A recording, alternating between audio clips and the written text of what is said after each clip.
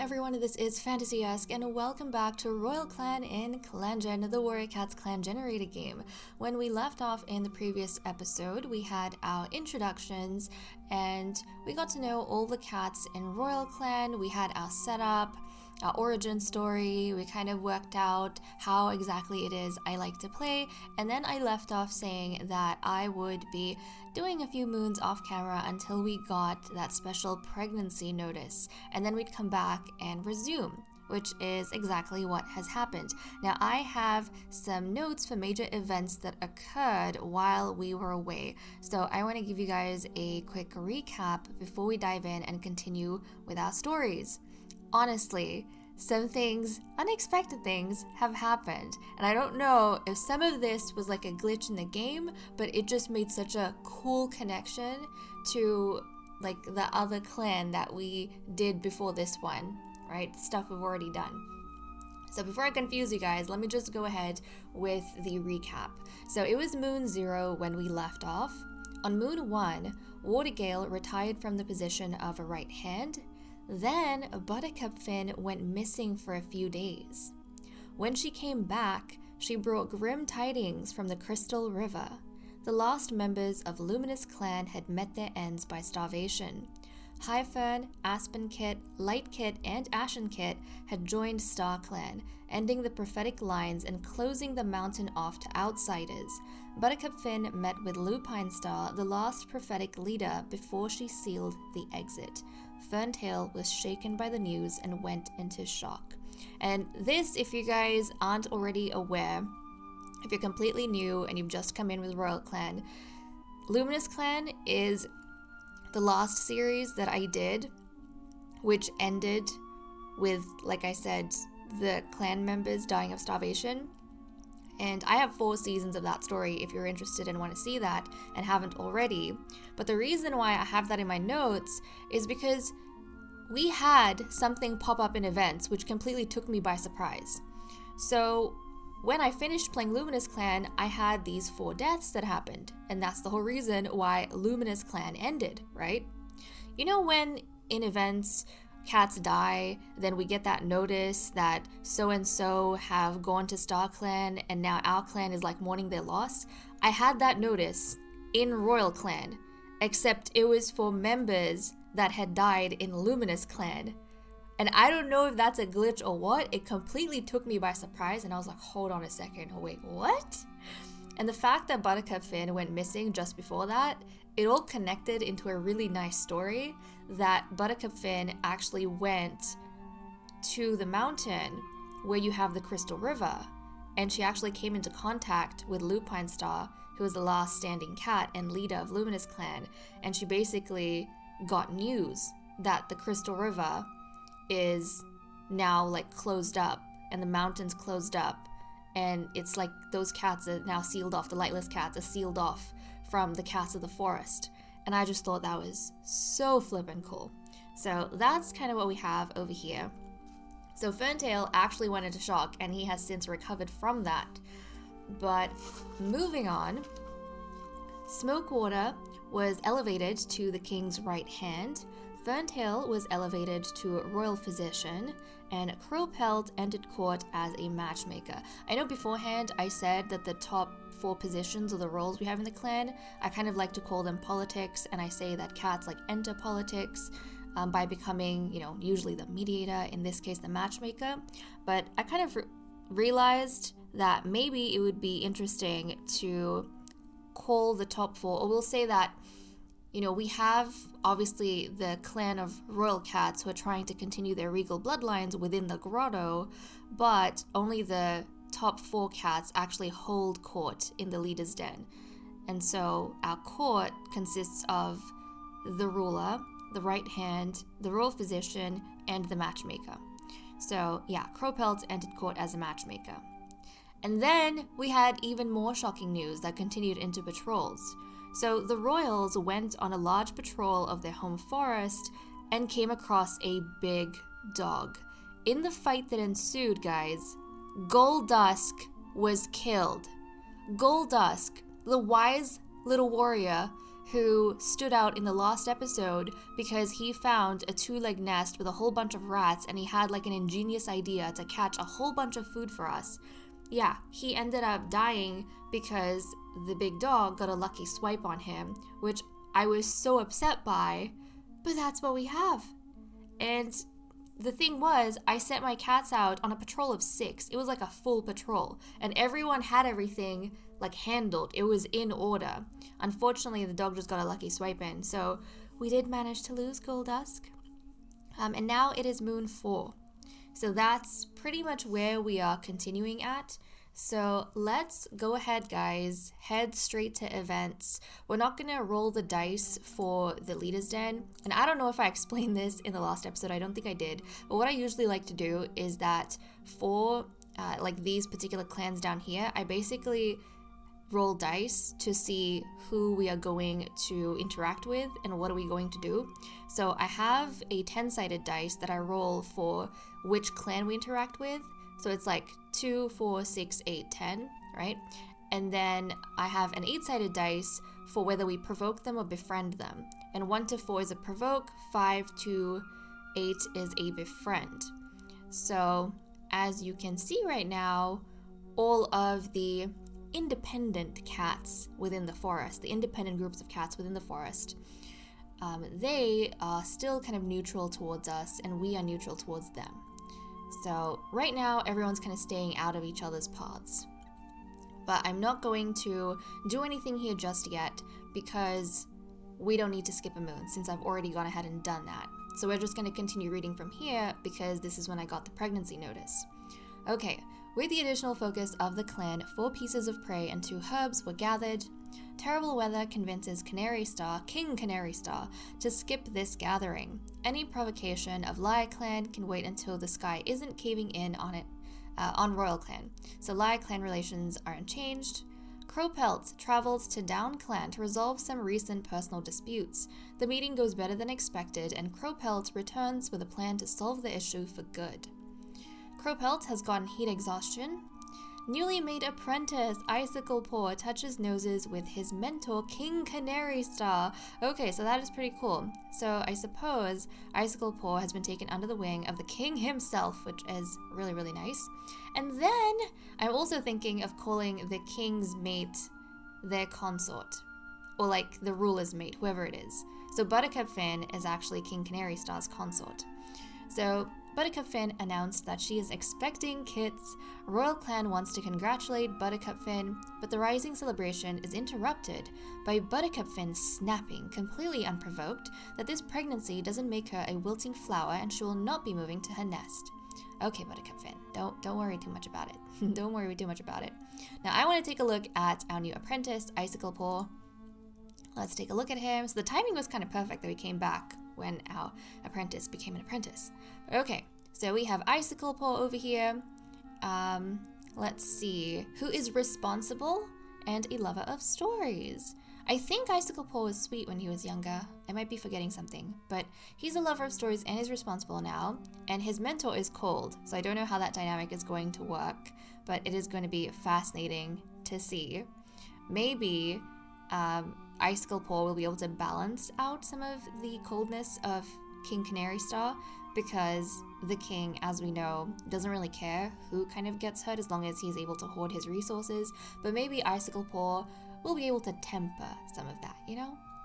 Okay, so we have that with these guys. Let's check up on the Physician's Den. Let's see, Crowpelt has heat exhaustion.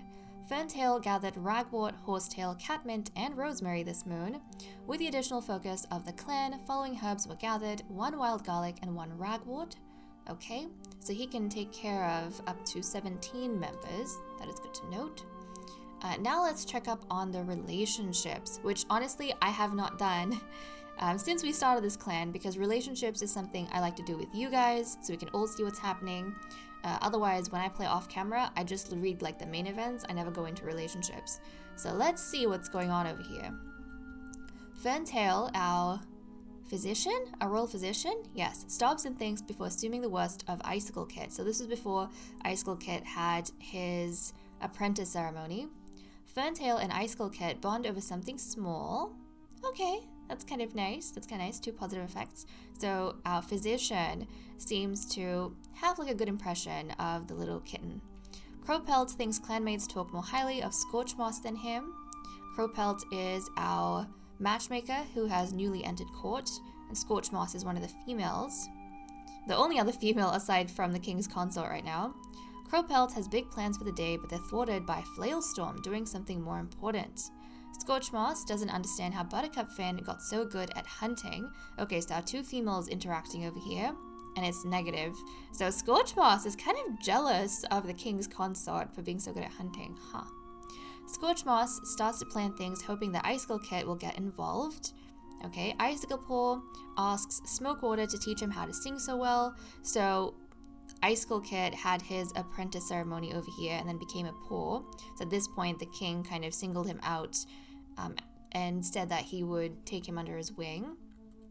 Buttercup Finn doesn't want to apologize to Flailstorm for something. Flailstorm is amazed at how skilled Icicle Paw really is. Ferntail, our royal physician, snickered when King Canary Star tripped. Oh my goodness, guys, that's kind of scandalous. Like Ferntail, you're supposed to be helping the king out when he trips, not snickering at him. King Canary Star's clanmates noticed that he talks a lot about Flailstorm. Watergale wasn't going to help a clanmate, but realized that Flailstorm would do it in a heartbeat. Icicle Paw does something endearing, which surprises Watergale. The clan watchers Smokewater and Ferntail slowly lose their patience with one another. Wait, what? So the king's right hand and the royal physician are losing their patience with one another. I wonder why. I mean, I don't know how Smokewater, the king's right hand, feels about the king, but we know that the physician was snickering at him, so you know. Smokewater stumbles upon Icicle Paw looking at the stars with wonder in his eyes. While looking at the stars, Buttercup Finn and Smokewater make up some constellations. Okay, so the king's consort is spending some time with the king's right hand. Nothing to worry about over there, I'm sure. Buttercup Finn, Smokewater, and Flailstorm took a sunbath and had a little small talk. I've been seeing a lot of Flailstorm over here, but I don't think Flailstorm has had a chance. I think that's the purplish cat. He hasn't had a chance to really stand out in any of the patrols or anything so far, so it's kind of interesting that he's having quite a lot of interactions with these cats. But okay, that is what we have for events. Let me cut the recording here and we'll continue with the cat list. Okay, let us continue with the cat list. Guys, while I was looking through the loyalties, I learned some very interesting things.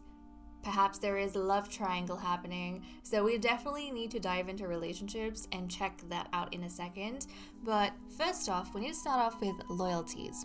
So there has been quite the change in terms of loyalties because at this point in time, after 4 moons, we only have 1 cat who is loyal to Canary Star, and that is his consort and mate, Buttercup Finn. So when we left off, I don't think she had a very good impression of King Canary Star, but since then, she has fallen in love with him and he has fallen in love with her. They're mutually in love with one another. And Buttercup Finn has completely changed her perspective on King Canary Star. She now feels as though he is the best possible ruler that the clan could have, and that, you know, these regal bloodlines could have. Now, the other thing I've actually gone ahead and done for all the cats is that I have noted down like which founding royal they are. So on their notes, it says Canary Star is like the first founding royal, and then Watergale is the second founding royal, Smokewater is the third founding royal, Ferntail is the fourth founding royal, Crowpelt is the fifth founding royal, and who was it that died? Goldusk, I think, is the 6th founding royal, so his bloodline, unfortunately, will never be passed on. Buttercup Finn is the 7th founding royal. Scorchmoss is the 8th founding royal. Flailstorm is the 9th founding royal, and Icicle Paw is the 10th founding royal. So in the future, when we have kittens, we'll basically note down how many royal bloodlines they contain. And it makes sense, right? That the more royal bloodlines you have, the more special you're considered in the clan because you are a more concentrated royal, or like your blood is, well, as thick as it can come. You know, like you have a long pedigree of royalty behind you. So that's what we've got going on in terms of notes. So Canary Star and Buttercup Finn's children are going to have the royal bloodlines from the 1st and 7th, I think, founding royal, if I'm not mistaken. So anyways, the point is they have 2 royal bloodlines that they are counting. And the more royal bloodlines you have, the better you are. The better you are. So there we go. We have that. And now we can dive into taking a look at relationships. Actually, hold on. Really quickly. I just want to show you guys. These 2, as you can see, are mutually in love with one another. So there we go. But the drama. Where was the drama at? So the drama starts with Smokewater, right? So I was checking Smokewater, and I realized that Smokewater, guys, our grumpy right hand of the king, he has a crush on Ferntail, the physician, the royal physician. Our loyal royal physician. Smokewater has a crush on Ferntail. And this to me was so interesting because I don't know if you guys remember, like 2 seconds ago when we were reading through events, but I'm pretty sure Smokewater and Ferntail were at odds with each other, and they were fighting with each other. And we were saying that these 2 don't get along well because Ferntail was laughing at King Canary Star when he tripped when he was supposed to be helping him. And then we were saying that maybe Smokewater feels as though the physician shouldn't laugh at the king, he should help the king. But then he has a crush on Ferntail. So I don't know, is this like an enemies to lover type thing happening? So we've got this drama. And then we moved on to Ferntail. And Ferntail is giving us even more drama because Ferntail has, his feelings are like split in 2 different directions. He's got feelings for Watergale, the cat who used to be the king's right hand and has now retired, and he also has feelings for Smokewater, the king's current right hand. So I don't know what it is about Ferntail, but he seems to have a thing for whoever the king's right hand is. Like, that position to him, I think, is very attractive. So we've got this going on, and then I jumped over, hold on a second, to Watergale, and Watergale also has a crush on the royal physician Ferntail. So right now, both the right hand and the ex-right hand like the same cat. They both like the royal physician. And then the royal physician is like split between the 2 of them. So we've got this drama going on, from the members who used to be in court, including Watergale, but now Watergale is retired. And Crowpelt is kind of just watching all of this from the sidelines. But I just thought that was so hilarious and so dramatic.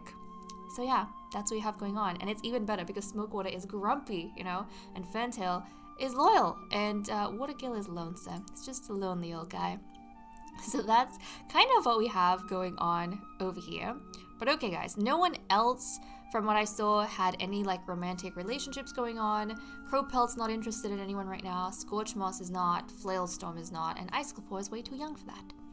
So, okay, let's see what everyone is doing for the day. Canary Star can't find Scorchmoss anywhere.